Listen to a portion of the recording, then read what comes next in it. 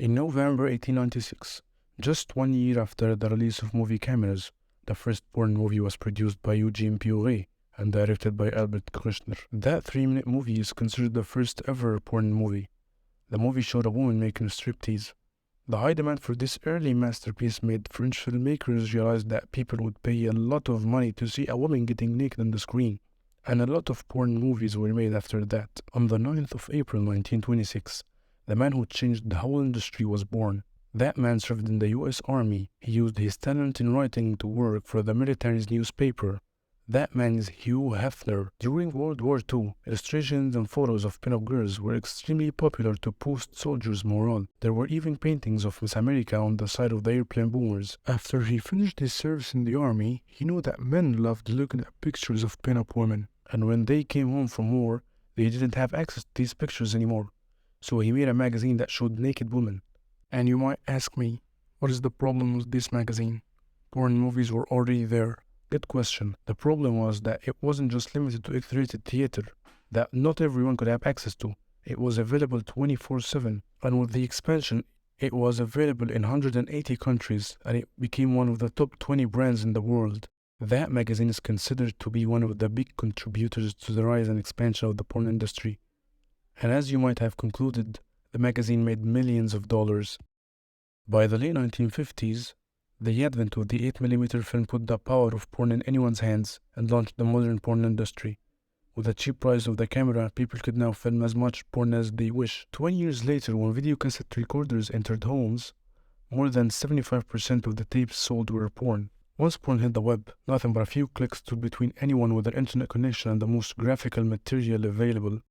For the first time in the history, people could watch anything they wanted, whenever they wanted, and from the comfort of their own homes.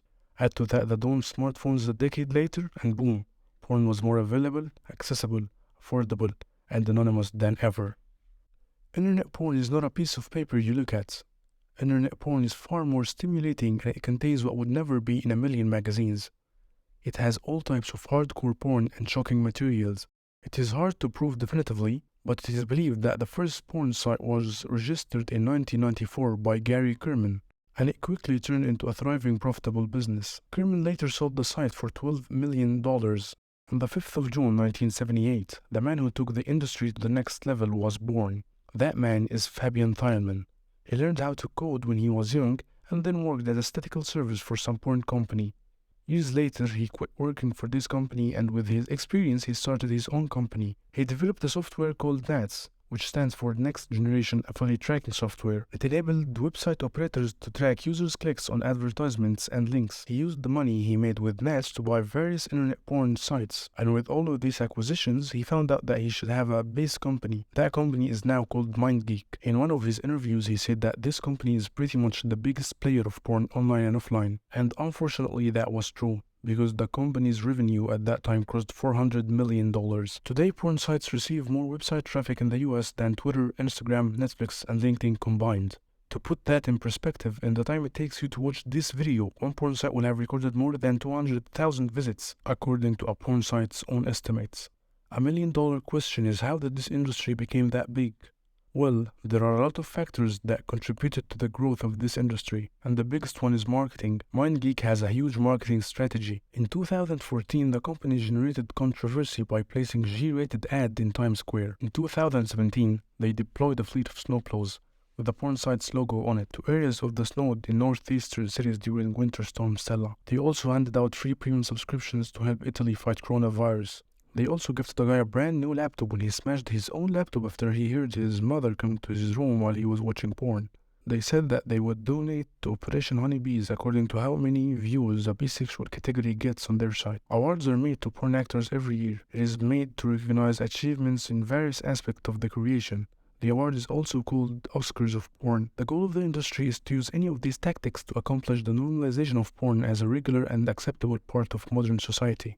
When porn spread all over the world, people got creative and used the normalization of porn to make a lot of money. In 2016, a British businessman called Timothy Stockley created a platform where people can pay to watch nude content, like photos, videos, and live streams. The platform's content is mainly created by YouTubers, fitness trainers, models, content creators, and public figures. The revenue of the platform crossed $1 billion.